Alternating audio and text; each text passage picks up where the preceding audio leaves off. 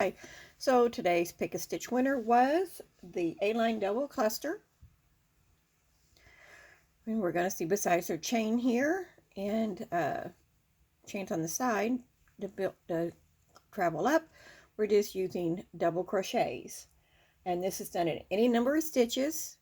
But if you're measuring this, what I like to do if I'm going to measure, I do how much I want, then I chain that 3 extra stitches because that is going to be our first double crochet. Otherwise, I've done this, I've come up short a little bit of what I thought I had. So we're just going to do a slip stitch. I'm just using this little ball of odd yarn that I'm getting out of my yarn candy jar, crochet candy jar. And we're just going to, I'm going to chain 15. 1, 2, 3, 4, 5, 6,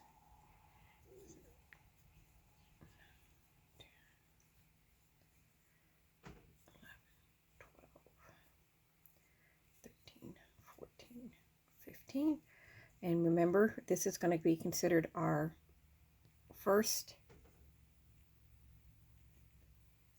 chain double crochet.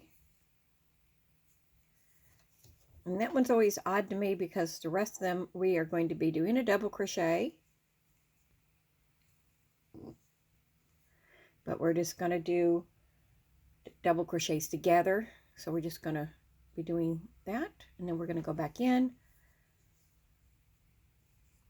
And then go through all 3. Okay, let's do that again because it's a single row repeat. This is what we're doing the whole time. So we're going to go double crochet. We're going to go through the first 2 loops. We're going to yarn over, go back into our same space, go through the first 2, and then we'll do that together. So it is a double crochet together. And that's what we're going to do all the way down.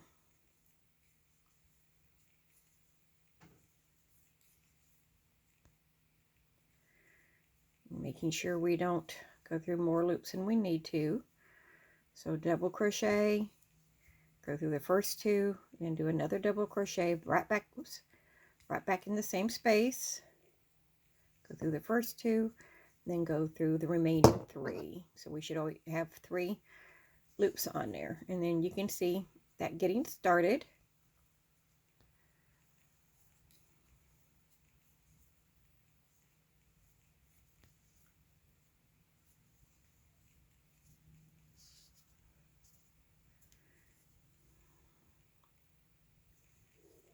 Okay, so we're just going to be doing that to the end. Whoops, come back through. There we go. And then catch our last 2. Okay, so our habit is to try to finish out those double crochets because you just saw me try to do that. And it's like, uh-oh, no, back up.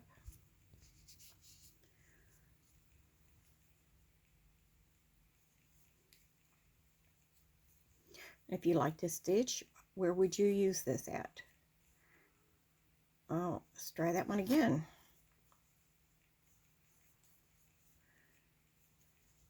And go through all 3 once we finish that one.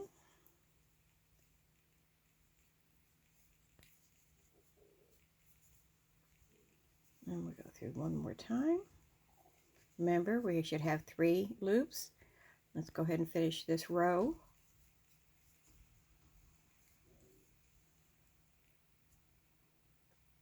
Come on, there we go. And go through all 3. So our last one.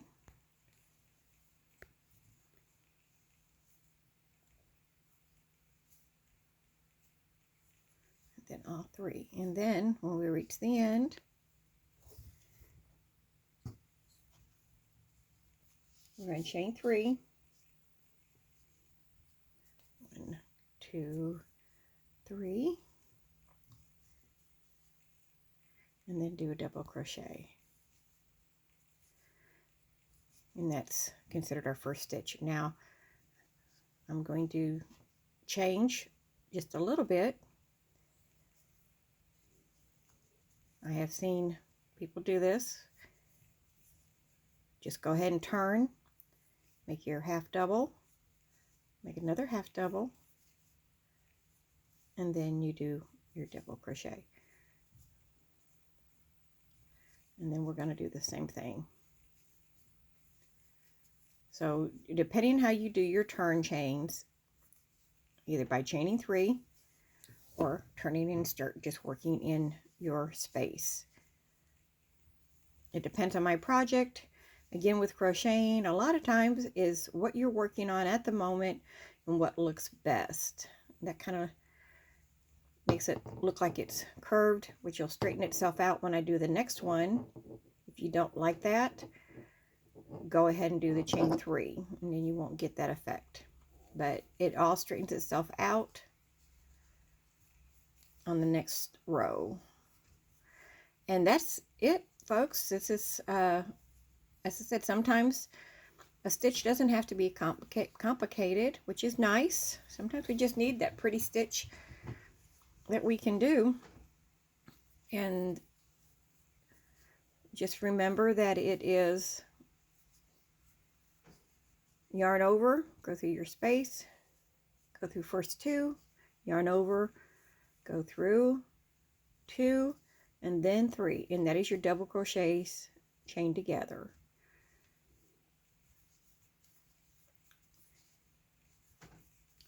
And I'm going to work a few more rows, and we'll come back and just look at it again. This wasn't a long tutorial because it's was a nice, easy, pretty stitch. This is a cotton. I don't know if it's a, ooh, losing it. Just grab them all over again. This is a cotton yarn. I don't know if it's a full cotton or if it's a cotton blend. It was, what was this? It was a, oh, see, here we go. Come back. Let me see if I can save it. Come back here. There we go. And then do our second one. All right. And then I'm going to do the chain 3 so we can kind of compare the ends and do our double crochet, and then do our little double crochets together after that.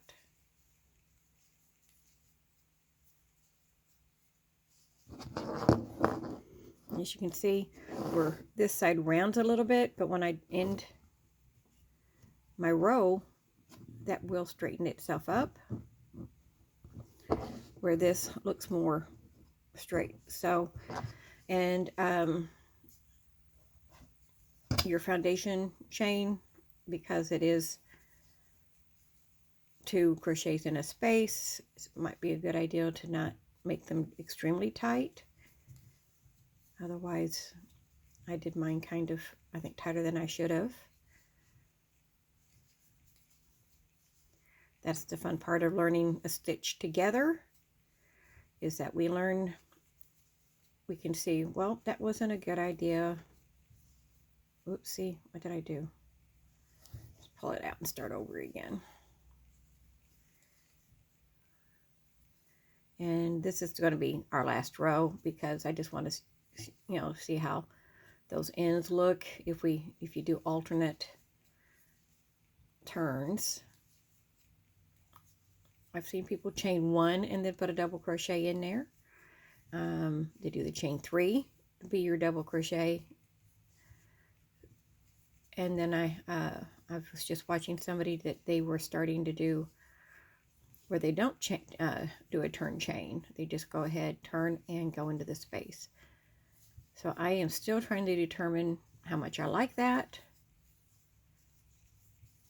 I don't think it works for every project, but I do think it works for some. Oops, I'm going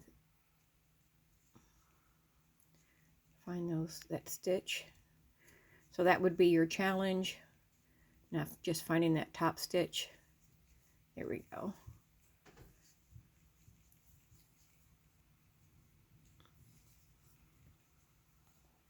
All right.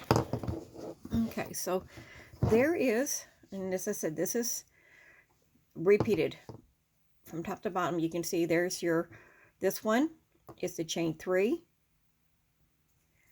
And this side is where I just turned and put a double crochet and did my double crochet together. Because you end up on this side, you can notice that we had to do a let me try. I'm just kind of making sure if I'm showing. Yeah. We did 2 double crochets for that space, but to me this keeps it the integrity of all the other stitches the same. But I hope that wasn't confusing. I'm just going to tell you, in my brain, it sounds like it makes sense.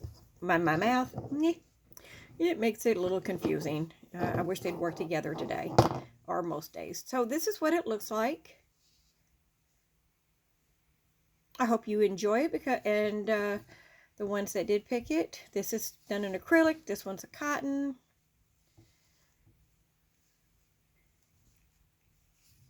I love this color. It's one of my favorite colors.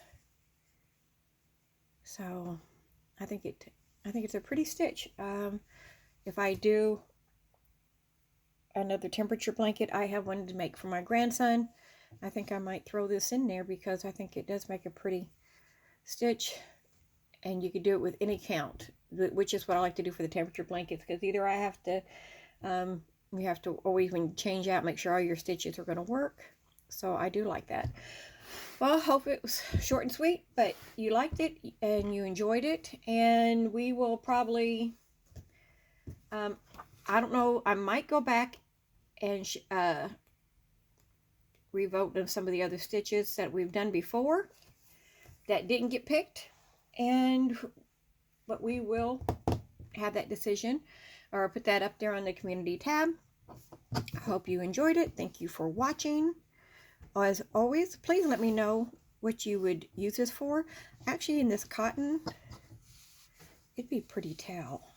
If I had I might have to do that with some of mine. I make all my hand towels. My restroom has all towels that I made because I love drying my hands on them.